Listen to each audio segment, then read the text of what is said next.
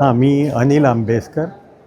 मी सारस्वत बँकेमध्ये सध्या डायरेक्टर आहे आणि आवर्जून गोव्याचा असल्यामुळे ह्या संमेलनाला मी दररोज हजेरी लावलेली आहे.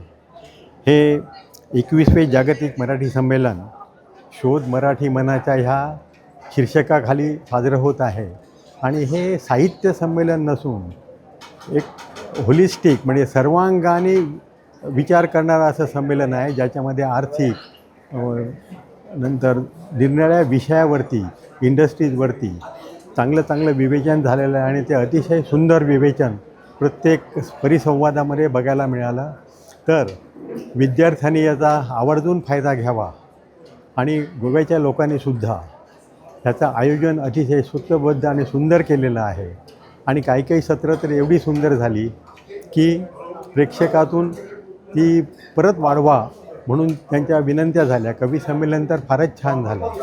आर्थिक विषयावरचं विवेचन अतिशय सुंदर आणि शैक्षणिकदृष्ट्या महत्त्वाचं असं झालं. तर असे प्रोग्रॅम गोव्यात होणं हे गोवेकरांचं नशीबच आहे आणि त्यांनी त्याचा आता फायदा, आजचा शेवटचाच दिवस आहे म्हणा, त्यामुळे ह्याच्या पुढे जर कुठे झालं गोव्यामध्ये परत तर त्याचा अवश्य फायदा घ्यावा.